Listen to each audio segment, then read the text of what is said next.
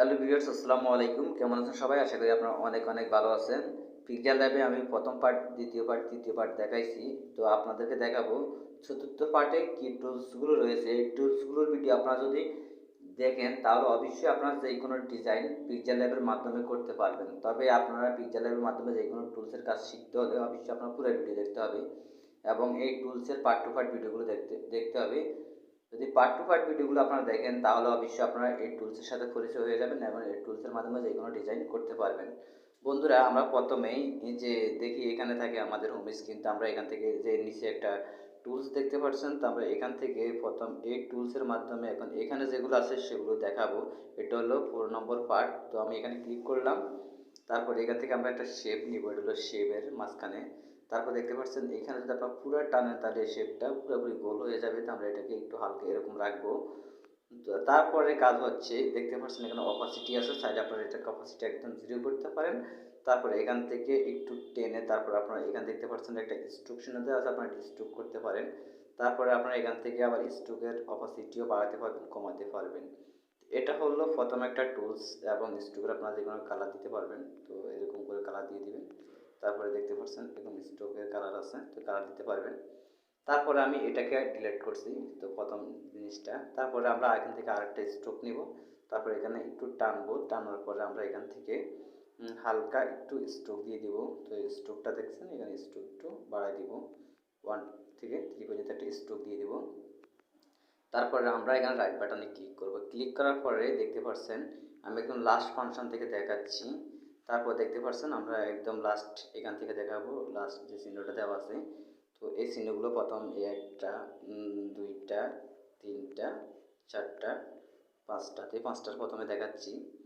তো এই পাঁচটার আগে আমরা একটা কালার ক্রিয়েট নিব। দেখতে পাচ্ছেন এখানে একটা কালার অপশন দেওয়া আছে, কালার অপশন থেকে আমরা একদম লাল কালারটা নিব। নেওয়ার পরে আমরা একদম লাস্টে যেই অপশনটা দেওয়া আছে এটা আমরা যখন এনাবল করব, তারপরে আমরা এখান থেকে এটাকে এভাবে করে যেখানে দেখতে পাচ্ছেন এরকম একটা পিছনে একটা খাম্বার মতো হয়ে গেছে। তারপর রাইট বাটনে ক্লিক করব। তারপর আমরা শ্যাডো দেখতে পাচ্ছেন, সাইডে এরকম শ্যাডো দিতে পারবো। এটা হলো ভিতর শ্যাডো। তারপর টুলস হচ্ছে আপনার বাইরে একটা শ্যাডোর মধ্যে দিতে পারবেন, বাইরের শ্যাডো দিতে পারবেন। তারপরে কাজ হচ্ছে এই যে দেখতে পাচ্ছেন এখানে যে চিহ্নটা দেওয়া আছে, এখানে ক্লিক করার পরে আপনারা যদি এখানে ওকেতে দেন তাহলে এটাকে এভাবে টানতে পারবেন, এভাবে টানতে পারবেন, এটা এরকম রাখতে পারবেন আর কি। এই টুলসের কাজ হচ্ছে এরকম। তো আপনারা এটাকে এগুলো করতে পারবেন, তো আমি এটা করব না। তারপরে কাজ হচ্ছে এখানে 3D, আপনার 3D অপশনে ক্লিক করে আপনার এটাকে 3D করতে পারেন। এই যে দেখতে পাচ্ছেন এটাকে একটু বাড়াইলাম। তারপর এখান থেকে আপনারা 30 থেকে একটু বাড়ায় নেবেন। তারপরে এভাবে একটু যেন ক্লিক করবেন, দেখতে পাচ্ছেন এখানে একটা 3D হয়ে গেছে। তারপরে আপনারা যদি 3Dটাকে এভাবে একটু ঘুরান তারপর দেখতে পাচ্ছেন কি সুন্দর একটা 3D হয়ে গেছে। তারপরে আপনারা 3Dকে এরকম ঘুরাইতে পারবেন। তারপরে আপনারা এখান থেকে অপশনগুলো বাড়াতে পারবেন, কমাতে পারবেন। আমি যেটুকু প্রয়োজন এভাবে আপনারা এটা কালার ক্রিয়েট করতে পারবেন। তো এই অপশনটার কাজ হচ্ছে এরকম। তারপর আপনারা এটা থেকে কালো দেখতে পাচ্ছেন, এটা ফুল টেনে দেওয়ার পরে পিছনের ব্যাকগ্রাউন্ডটা একদম কালো হয়ে গেছে। তারপরে এটা যেটুকু প্রয়োজন এটুকু রাখতে পারবেন, কোনো সমস্যা নেই। তারপরে কাজ হচ্ছে আপনারা এটাকে একটু কমাই দিবেন, ছোটো করবেন, ছোটো করলে হবে না। তো আমি এটুকু সমান রাখছি, দেখতে পাচ্ছেন ছোটো করার সাথে সাথে ফাইটে গেছে। এটাকে ছোটো করা যাবে না, এটাকে যেটুকু প্রয়োজন এতটুকু রাখতে হবে অবশ্যই, এটুকু দেখতে হবে। এই দেখছেন এরকম। তারপরে কাজ হচ্ছে এখানে 3D, এটাকে আরেকটু এদিক সেদিক ঘুরাতে পারবেন, দেখতে পাচ্ছেন এরকম ঘুরাতে পারবেন। তারপরে কাজ হচ্ছে এটাকে এরকম ঘুরাতে পারবেন, দেখতে পাচ্ছেন। তারপরে টুলসটা হচ্ছে রোটেট, আপনার চাইলে এটাকে রোটেট করতে পারবেন, যেদিকে রোটেট চাই রোটেট করে নিতে পারবেন। তারপরেরটা হচ্ছে এখানে একটা স্ক্রিন, তো এটাকে আপনার সরাই দিতে পারবেন, দেখতে পাচ্ছেন। তো এটা হচ্ছে দেখতে পাচ্ছেন মানুষের মধ্যে যে চিহ্নটা আছে স্ক্রিন। তো আপনার এটাকে যেমন উপর যে লালটা এটাকে আপনার ফুল সাদা করতে পারবেন। তারপরে টুলসটা হচ্ছে আপনার চাইলে এটাকে একটু কাটতে পারবেন, এই দেখতে পাচ্ছেন মার্কস। তো আপনার এখানে ক্লিক করে এটাকে একটু কেটে ফেলতে পারবেন চাইলে এরকম করে। তারপর আপনার রাইটে ক্লিক করতে পারবেন। তো আমি এটা কাটবো না, তারপরে এটাকে আপনারা বন্ধ করে দেবেন। তারপরে এটা হচ্ছে ইরেজার, আপনার সাইডে এটাকে ইরেজার করতে পারবেন। এভাবে যদি টেনে আপনার একটু ইরেজার করে দেন তাহলে অবশ্যই ইরেজার হয়ে যাবে, দেখতে পাচ্ছেন এখানে অর্ধেক নাই। তো আমি ইরেজার করবো না, এটাকে ব্যাক নিয়ে আসবো। তারপরে দেখতে পাচ্ছেন এটা হচ্ছে কালার অ্যাডজাস্টমেন্ট। তো আপনার যে কোনো মানে একটা যদি এর মধ্যে একটা ফিক্সার দেন বা কোনো কিছু দেন, তো এটা একটু কালার বাড়াতে পারবেন, কমাতে পারবেন, দেখতে পাচ্ছেন একটু কালার অন্যরকম হয়ে গেছে।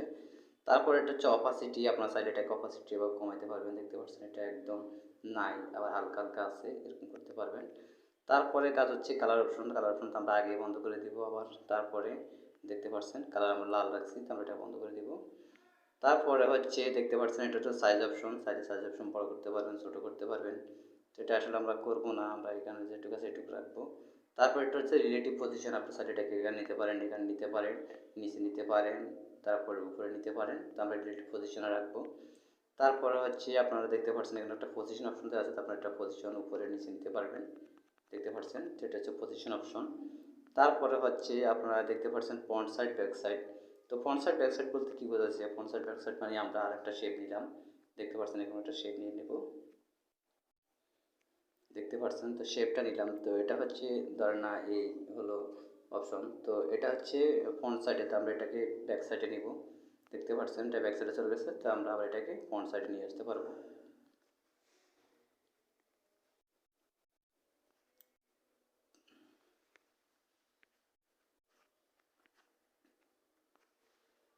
তারপরে বন্ধুরা এখান থেকে দেখছেন গ্রুপ অপশন, আপনার চাইলেটাকে গ্রুপ করতে পারবেন, অর্ধেক কেটে ফেলতে পারবেন, দেখতে পাচ্ছেন কেটে ফেলছি, তো আমরা এটা কাটবো না, এটা পুরো রাখবো। তারপরে কাজ হচ্ছে আপনারা দেখতে পাচ্ছেন এখানে শেপটা যেরকম একটা পজিশন আছে, চাইলে আপনারা এটা পজিশনে রাখতে পারবেন।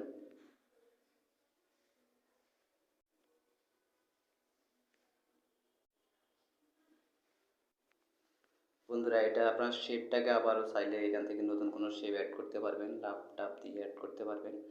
তো দেখতে পাচ্ছেন এটা লাভের মতো হচ্ছে, তো এটাকে শেপটা আপনার চেঞ্জ করতে পারবেন। তারপরে আপনাদের এখানে একটা অপশন দেখায় নাই, সেটা হচ্ছে এই যে এই অপশনটা আমার রয়ে গেছে।